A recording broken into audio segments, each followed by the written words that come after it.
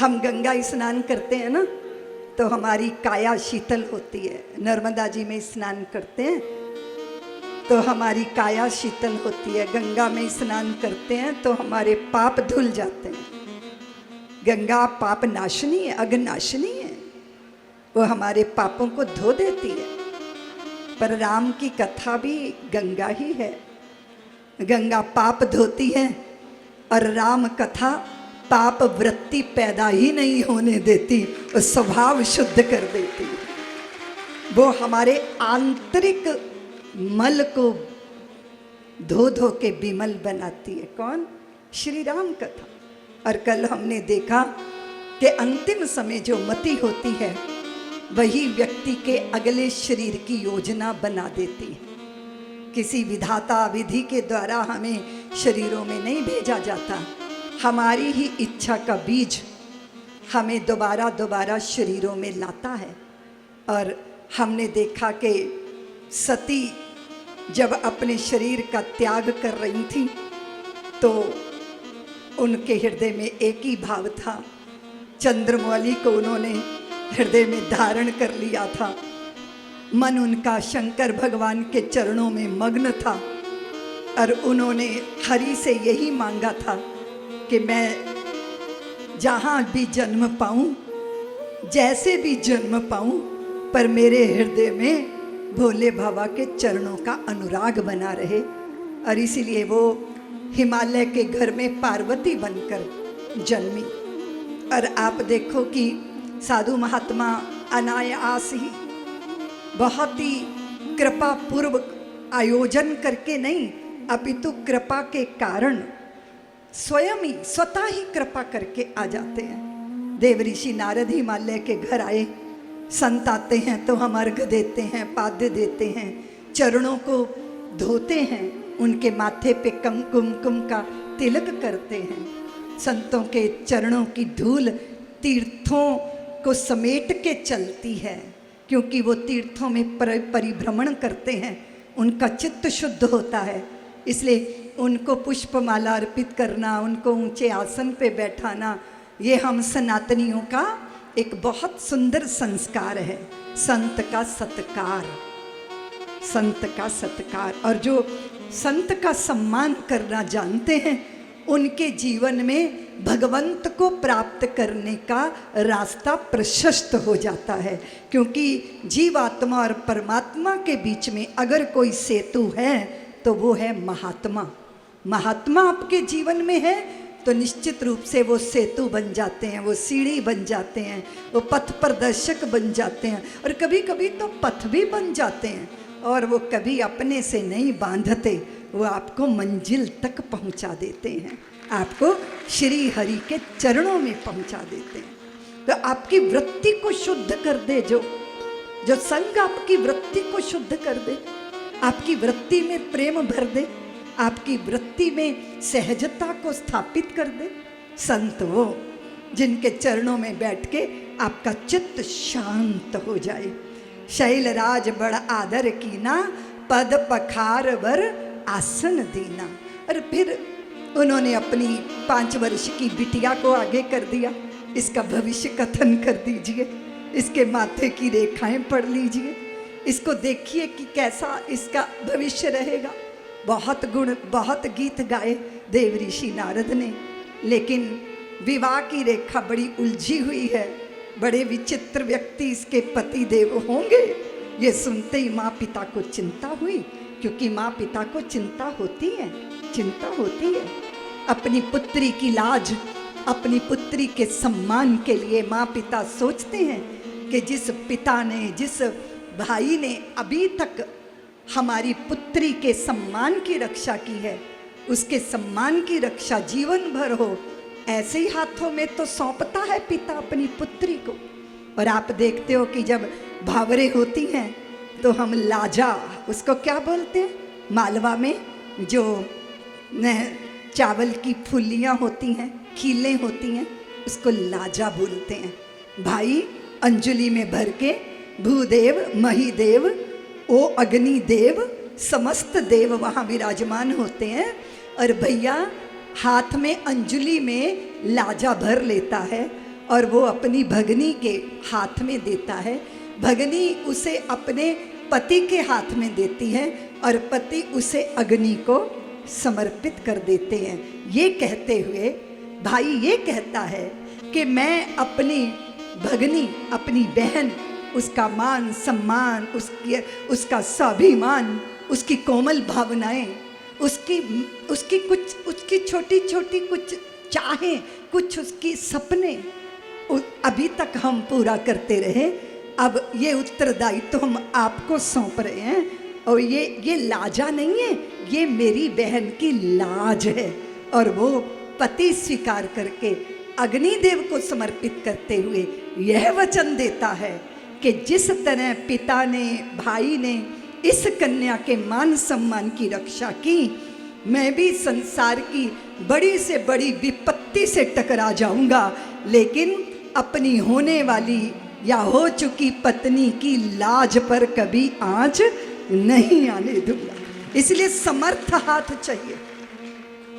जो पुत्रियां मनमानी करती हैं ना, जिनको ये लगता है कि माई लाइफ माई वे, है ना, जिनको ये लगता है कि अब तो किसी गुरु की जरूरत नहीं, गूगल गुरु है ही है, सोशल मीडिया है, मोबाइल हाथ में है, तमाम दुनिया मिल जाएगी अपनाने के लिए। ये चलता है ना, खेल चलता है ना।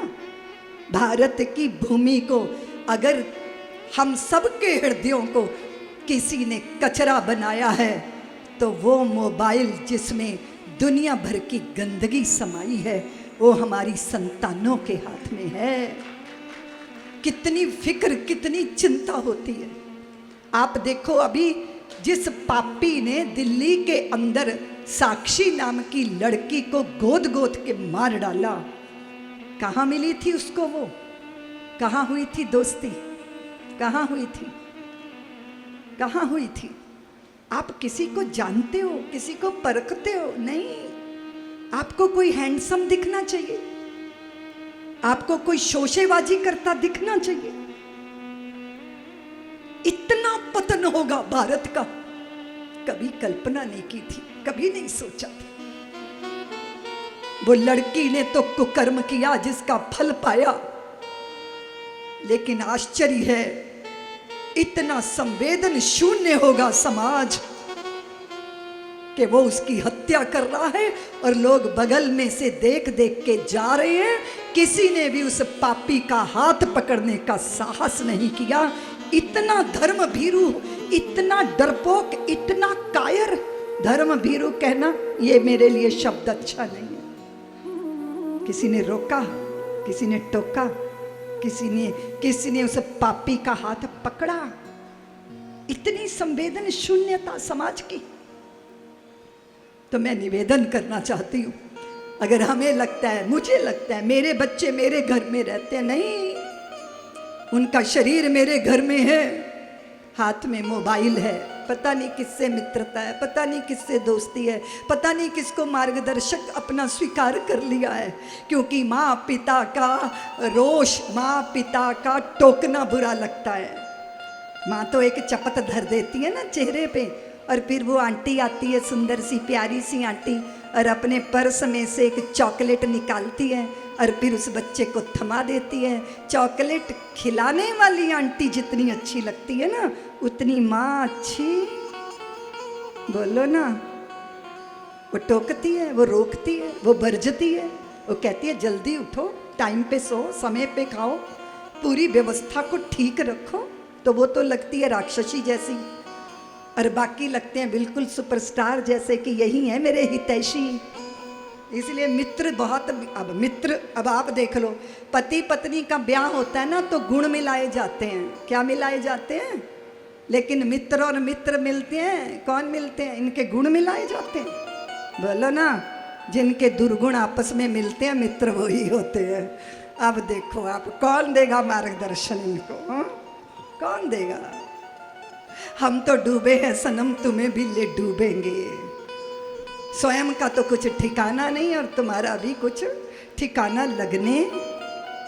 पिता को सबसे बड़ी फिक्र होती है कि वो सम्मानित परिवार में मेरी पुत्री प्रतिष्ठा पाए। और जब तक मेरी पुत्री अग्नि की साक्षी में किसी को ग्रहण ना कर ले, तब तक उसका तन भी कोरा रहना चाहिए और उसका मन भी कोरा रहना चाहिए। तन और मन दोनों कोरे।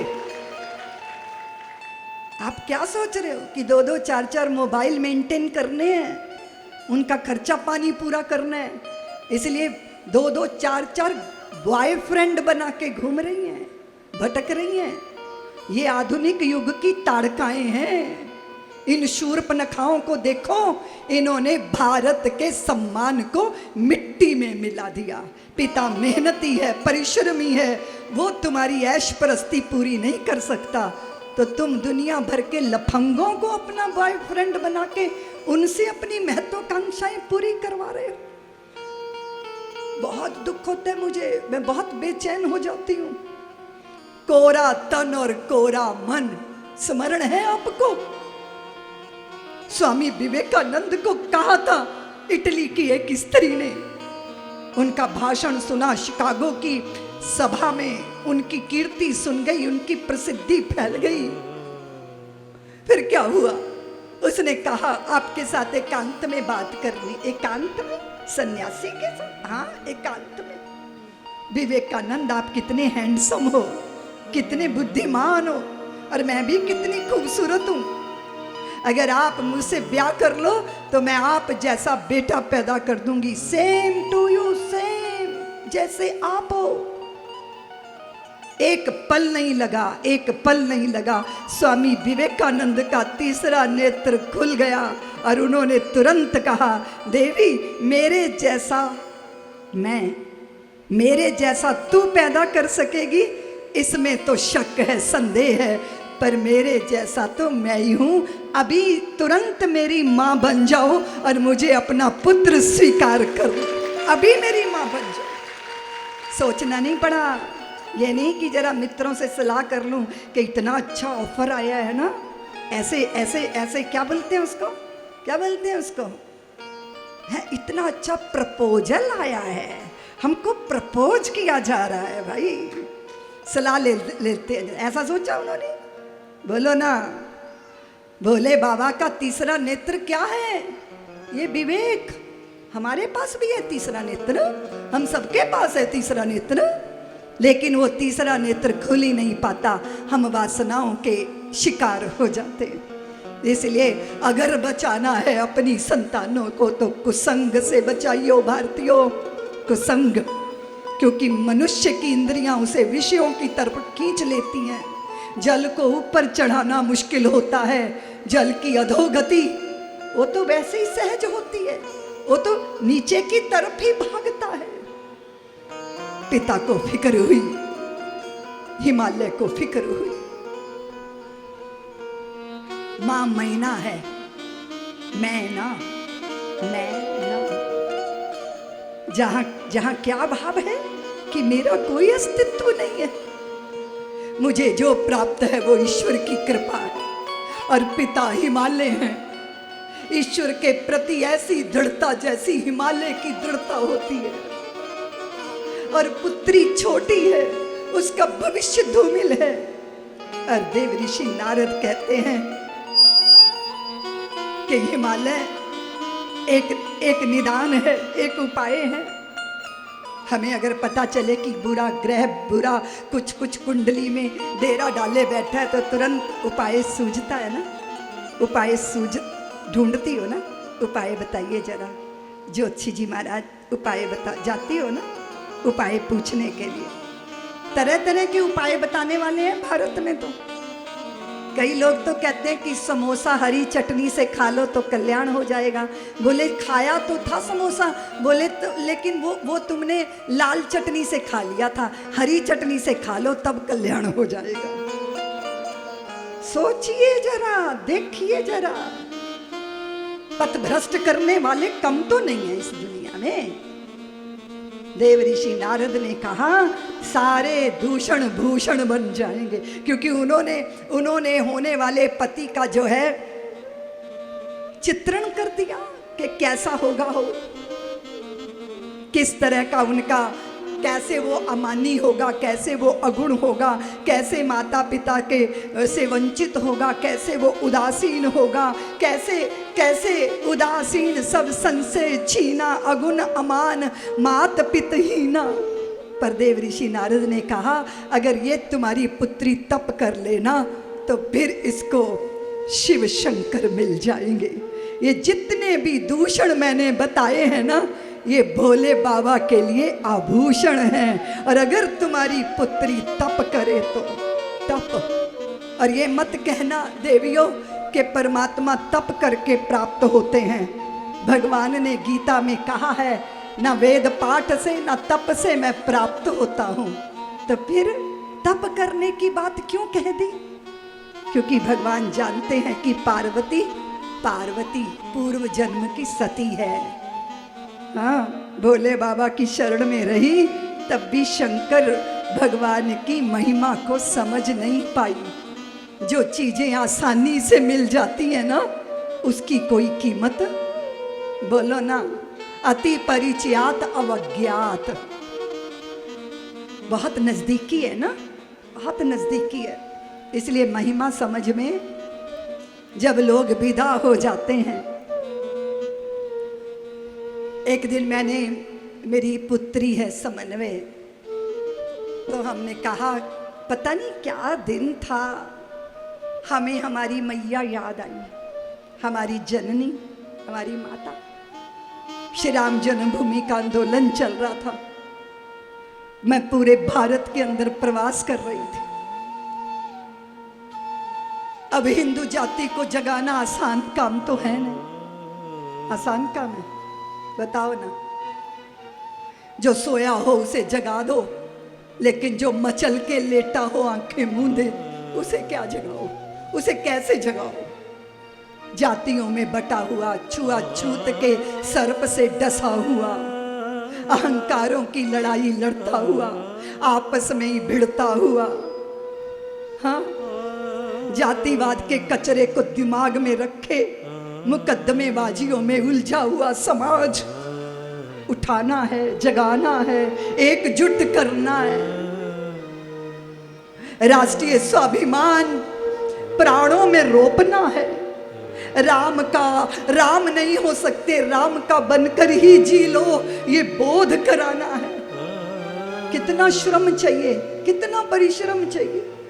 रात दिन मैं प्रवास करती, एक दिन में 20 22 सभाएं करती हुई पंजाब गई। तब पता चला कि मेरी माता, मेरी जननी, वो अस्पताल में भर्ती है, क्योंकि उनको कुछ भोजन की नाली में तकलीफ है। और मन में आया माँ को देख लूं। पता चला कि माँ के आखिरी दिन चल रहे हैं। तो माँ अस्पताल में थी और उनके नाक में नालियां लगी हुई थी। खींच देती थी तो दोनों हाथ उनके बांधे हुए थे हाथ, तो छुड़ाने का प्रयत्न करती थी तो पूरा शरीर नीला पड़ गया था। मुख में भी कुछ था, मास्क लगा हुआ। कुछ कहना चाहती थी। उस दिन हम समन्वय और हम ना कभी कभी रुदाली बन जाते हैं। कुछ स्मृतियां सजग हो जाती हैं, आंसुओं की धार बहती है। हम बहुत रोए। हमने कहा, पुत्री, माँ कुछ कहना चाहती थी, लेकिन मुझे कहीं आगे सभा में थोड़ी देर रुकी। कार्यकर्ता कहते हैं, चलो देर मत करो, आपको चंडीगढ़ जाना है और वहां 4 घंटे से जनता बैठी है, आप चलो। और माँ रोक रही है कि रुक जाओ। कुछ कहना चाहती है, शायद ऐसा कहना चाहती होगी कि मेरा अंतिम समय है, तुम रहो, या ये कहना चाहती होगी कि इस अस्पताल की यातना से मुझे मुक्ति दिला के मुझे शांति से जाने दो। कुछ तो कहना चाहती होगी। कार्यकर्ताओं ने मेरा हाथ पकड़ा और मुझे गाड़ी में बैठा दिया। उस दिन इतना स्मरण हुआ, थोड़ी देर रुक जाती, माँ की बात सुन लेती। कभी कभी मुझे लगता है मैं देर कर देती हूँ, मैं देर कर देती हूँ। आपको निवेदन करना चाहती हूँ, आपके अग्रज, आपके पूर्वज, आपके ज्येष्ठ, आपके बड़े, उनके पास समय बिताना, नहीं तो फिर ये चुभेगा, शूल की तरह चुभेगा। सबसे बड़ी चीज होती है समय देना।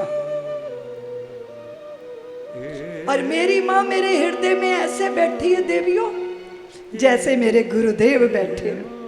मैं गुरुदेव का सपना देखती हूँ तो माँ को देखती हूँ, माँ का सपना देखती हूँ। लोग मुझे पूछते हैं कि दीदी माँ आपको स्वाभिमान कहाँ से मिला? तो मेरी माँ सिलबट्टा लेके ना मसाला पीसती थी, मसाला नहीं होता था। हम पूछते थे माँ कुछ है तो है नहीं, तुम क्या कर रही हो? तो वो कहती मैं भोजन बनाने का नाटक कर रही हूँ, मैं नाटक कर रही हूँ ताकि पड़ोसी तुम पे दया करने ना आ जाए। वो आ जाएंगे, वो कहेंगे कला तेरे बच्चे भूखे हैं, लो हम खाना ले आए, इनको भोजन खिला दो। वो कहती थी मैं ये नहीं देखना चाहती, मैं नहीं देखना चाहती कि लोग तुम पर दया करें। तुम अगर भूखे रहे तो 40 दिन में भी मरोगे नहीं, लेकिन जिस दिन तुमने किसी के आगे हाथ फैला दिया उस दिन जीते जी मर जाओगे, क्योंकि तुम्हारा स्वाभिमान मर जाएगा, तुम्हारा जमीर मर जाएगा, तुम्हारा गौरव मिट्टी में मिल जाएगा। वो कहा करती थी पैरों में फटे जूते क्यों ना हो, तुम परमात्मा की कायनात के बादशाह हो। मेरी माँ कहा करती थी अमीर वो अमीर क्या जिसका दिल फकीर ना हो, और फकीर वो फकीर क्या जिसका दिल अमीर ना हो। ऐसा ऐसा ऐसा ऐसी दृष्टि देने वाली माँ, छोटी सी बात पे जो किस्मत को भी कोसे, अथॉरिटी को भी कोसे, विधाता को भी कोसे, भगवान तक को गाली दे, उस माँ की बच्ची कभी धैर्य रख सकते हैं क्या? बोलो ना। धैर्य क्या होता है? तप होता है। जो आसानी से मिल जाए उसकी कीमत नहीं पता होती। इसलिए देव ऋषि नारद ने भगवती पार्वती के लिए मार्ग प्रशस्त किया कि वो तप करे, तप तप से प्राप्त हो। ऐसा घोर तप किया है उमा ने। बाबा ने उसका बहुत सुंदर चित्रण किया है। माँ पिता ने बहुत समझाया, लेकिन चली उमा तप हित हर्षाई। आप कुछ भी करो, आपके चित्त में हर्ष होना जरूरी है। हर्षाई।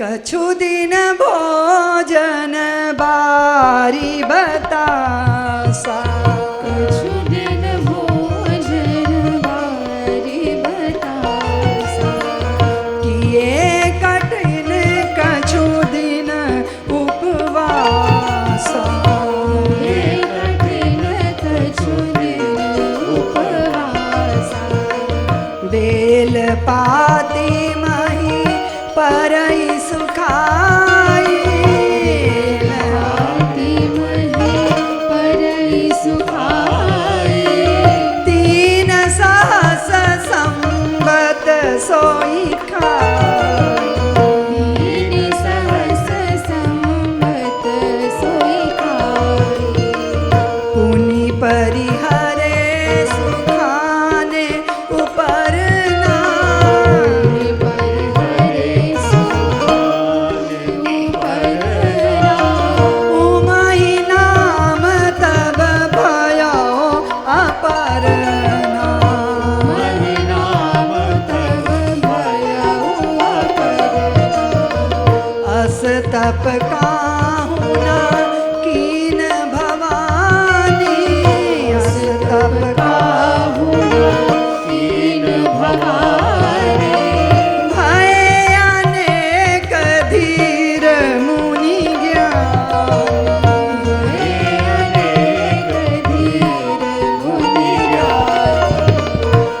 तप काहुना कीन भवानी, अस तप काहुना कीन भवानी, भय अनेक धीर मुनि ज्ञानी, अनेक धीर मुनि ज्ञानी।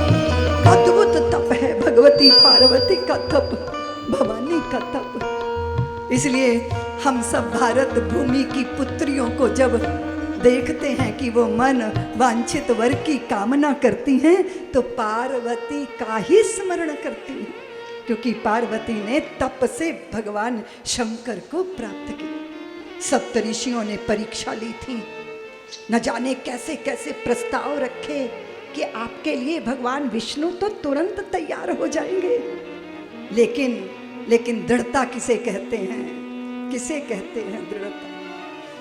जन्म कोटि लगी रगर हमारी, जन्म कोटि रगर हमारी, जन्म कोटि लगी रगर हमारी, जन्म कोटि रगर हमारी, वरहु शंभु नत रहूं कुमार, वरहु शंभु नत रहूं कुमारी, वरहु शंभु नत रहूं कुमार। वरहु शंभु नत रहूं कुमारी, जन्म कोटि लग रगर हमारी, जन्म कोटि रगर हमारी, जन्म कोटि लग रगर हमारी, जन्म कोटि लगी रगर हमारी, वरहु शंभु नत रहूं कुमार। वरहु शंभु नत रहूं ये कुमारी। दृढ़ता, ये एक निष्ठा, इसको एक निष्ठ होना बोल रहे हैं। भारतीयों, हम तो इष्ट के मामले में भी एक निष्ठ न रह पाए। अगर पता चला कि फलाना फलाना जल्दी वर दे देता है, जल्दी बेटा दे देता है, जल्दी नौकरी दे देता है, तो पता चला अपने इष्ट को घर से बाहर पकड़ लिया कोई भी देवता। हम तो इष्ट के मामले में भी एक निष्ठ नहीं है। नए नए तरह तरह के अद्भुत सुनकर बड़ा आश्चर्य होता है, बड़ा आश्चर्य।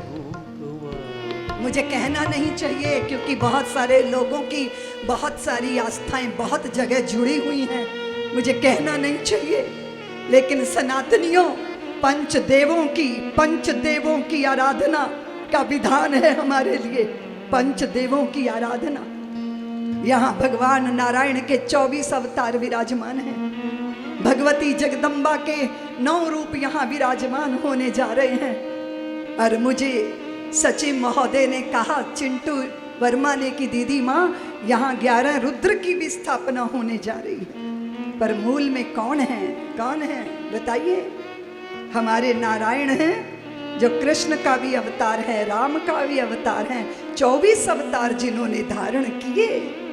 हमारे भोले बाबा हैं, हमारे सूर्य नारायण हैं, हमारे गणपति भगवान हैं, हमारी जगदम्बा मैया है, और जगदम्बा मैया के अलग अलग विविध विविध विविध रूप हैं। फिर बाकी सब कहाँ से आए, वो क्यों आए, उनका इतिहास तो जान लो। आपने उनको नारायण के बराबर स्थापित कर दिया, आप भूल गए अपनी परंपरा को। अगर शास्त्र की आज्ञा का पालन नहीं होगा ना, तो फिर भक्ति भी वैश्या की तरह व्यभिचारिणी हो जाएगी। भगवान ने कहा है अव्यभिचारिणी भक्ति और व्यभिचारिणी भक्ति, कहीं एक जगह निष्ठा हो। हाँ, गंगा है, नर्मदा है, तुम्हारी नदियां हैं, सनातन के सूर्य नारायण है, एक निष्ठ बनो, एक निष्ठ। एक पत्नी व्रत धारण करो, जगह जगह जगह जगह जब किसी स्त्री को देखते हो तो उसमें मातृभाव लाओ, ये धर्म है। और ये यहाँ पार्वती की निष्ठा, यही तो निष्ठा थी, यही तो निष्ठा थी सावित्री की सत्यकाम के प्रति, यही तो निष्ठा थी। क्या नाम था उनका जो अल्प आयु लेके जन्मे थे और पता चल गया था कि उनकी आयु बड़ी नहीं है, अभावग्रस्त थे। मां पिता राज्य से च्युत होकर भटक रहे थे। हाँ? मार्कंडेय जी नहीं, क्या हुआ? यमराज का धर्मराज का पीछा किया था सावित्री ने। मेरे पति के प्राणों को ले जा रहे हो, मैं पीछे आऊंगी, मैं पीछे आऊंगी। धर्मराज ने कहा सावित्री, स्वर्ग में सदैव कोई जा नहीं सकता, मेरा पीछा छोड़ दो। देव, मैं आपका पीछा नहीं कर रही, मेरे पति के प्राणों को आप ले जा रहे हो, मैं वापिस कैसे जा सकती हूँ? धर्मराज प्रभावित हुए, कहा सावित्री, तेरी निष्ठा से मैं प्रभावित हो गया, कुछ मांग ले देवी, कुछ मांग ले। आप ये देखो कि सावित्री को भाई नहीं था, पर उसने अपने पिता का सुख नहीं मांगा। अब मैं विवाहिता हूं, इसलिए उसने अपने ससुराल के दुखों को दूर करने का वर मांगा। क्या मांगा? मेरे सास ससुर को आंखें मिल जाए, अंधे थे वो अपनी संतानों को स्वर्ण की थाली में भोजन करते देखें। वैभव मांग लिया, सास ससुर की आंखें मांग ली। धर्मराज ने कहा हाँ दिया सावित्री, दिया, लौट जाओ, लौट जाओ। थोड़ी देर बाद धर्मराज ने पीछे मुड़कर देखा तो एक प्रस्तर पाषाण की तरह, हिमालय की तरह सावित्री पीछे पीछे डटी खड़ी है। देव, आप मुझे कहोगे लौट जाओ, पर मैं आपके अपने पति के चरणों का अनुगमन कर रही हूं, उनके बिना रीति हूं, उनके बिना खाली हूं, उनके बिना व्यर्थ हूं। धर्मराज बोले सावित्री, कुछ और ले चाहिए और मांग ले। तब सावित्री ने कहा कि देव, आप दोगे, मेरे भाई हो जाए, ताकि मेरे पिता को अपनी विरासत, अपनी परंपरा का संवाहक मिल जाए। धर्मराज बोले हाँ दिया देवी, दे दिया, तेरे भैया होगा, मैंने तुझे आशीर्वाद दे दिया, अब तू लौट जा। और जैसे स्वर्ग का द्वार नजदीक आया, धर्मराज ने पीछे मुड़कर देखा तो हवाओं में तैरती हुई सावित्री पीछे पीछा कर रही है। धर्मराज बोले सावित्री, मैंने कहा ना तू लौट जा। सावित्री बोली देव, मैंने कहा ना कि मेरे पति के बिना मैं कैसे लौट जाऊं। धर्मराज बोले कुछ और मांग ले, मैं तेरी निष्ठा को देख के प्रसन्न हुआ, कुछ और मांग ले, कुछ और मांग ले। तो सावित्री ने कहा देव, आप दोगे? हाँ मैं दूंगा। तो धर्मराज को सावित्री ने कहा देव, मुझ पे कृपा करो, मैं बहुत सारे पुत्र और पुत्रियों की माता बनना चाहती हूँ, मुझ पे कृपा करो। तो झुंझलाए हुए धर्मराज बोले हाँ हाँ दिया दिया दिया, जाओ जाओ, दे दिया, आशीर्वाद दे दिया, वरदान दे दिया। तो सावित्री मुस्कुरा के बोली कि पति को आप लिए जा रहे हो तो पुत्रों की माता कैसे बनूंगी, मेरे पति के प्राण लौटा दीजिए। धर्मराज के हाथों से अपने पति के प्राण लौटा लेने की सामर्थ्य भारत की ललनाओं में रही है। अपनी निष्ठा के बल पर, अपने सत्य के बल पर, अपने तप के बल पर, अपने शील और अपने चरित्र के बल पर। ये वो भारत है। इस भारत में हमारी संतानों का पतन उचित? बोलो ना। अभी ये कितनी प्यारी बीननियां बैठी हैं, क्या बोलते हैं मालवा में, लाड़ी, पुत्रियां हमारी, सारी देवियां माथा ढके हुए, ऐसे लग रहा है जैसे स्वर्ग की देवांगनाएं देपालपुर के इस 24 अवतार मंदिर के आंगन में आकर बैठ गई। स्त्री जितनी शीलवान होती है उतनी चित्त को आकर्षित करती है। स्त्री का नंगापन बौड़ापन लगता है। स्त्री की लाज तुम्हारा आंचल।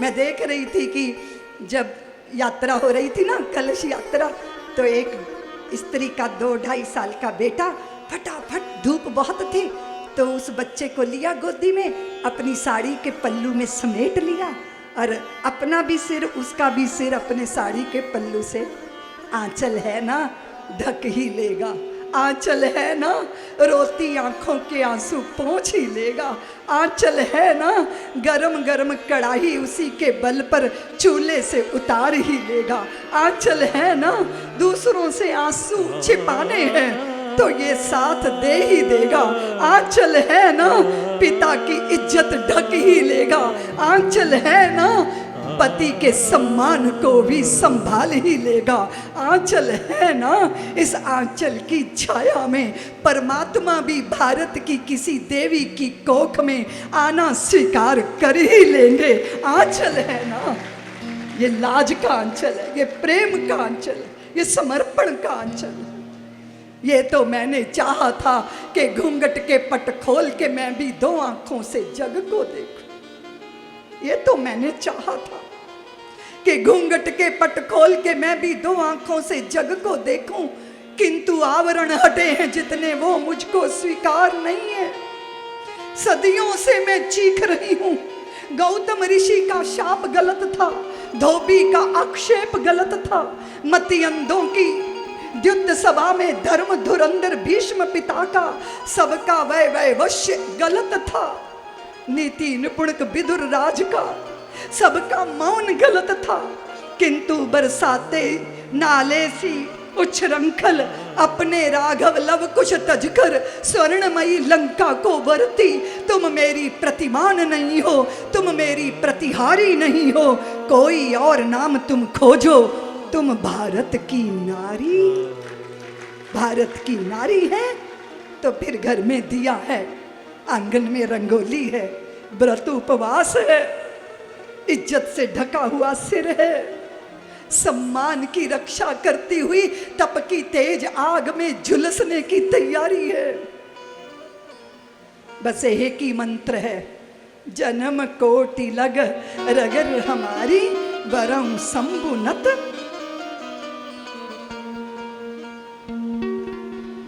चलो मैं आपको ले चलूं वहां।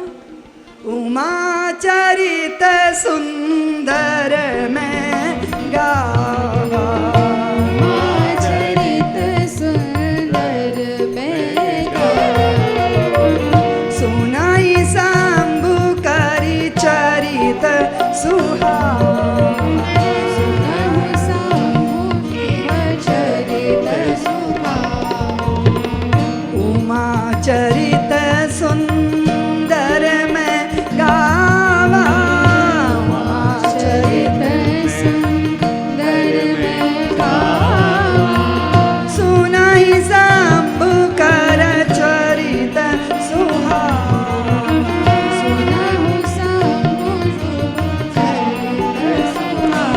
भोले बाबा की अद्भुत चित्त की दशा है। सती के देह त्याग के बाद वे उन्मुख हैं, अंतर्मुख हैं, वे समाधि में स्थित हैं, वे मौन हैं, वे चुप हैं, वे शांत हैं। और उन्होंने आंखें बंद कर ली, उन्होंने आंखें बंद कर ली तो जगत में तारकासुर प्रकट हो गया। वो इतना भयंकर था कि उसने देवों का और उसने सज्जनों, यतियों, साधुओं, महात्माओं, धेनुओं, धरा और सबकी शांति को छीन लिया। वे वर प्राप्त था, बड़ा चतुर था, चतुर शिरोमणि था। वर यही था कि शंकर के शुक्र से जो पुत्र पैदा होगा उसी से इसका वध होगा।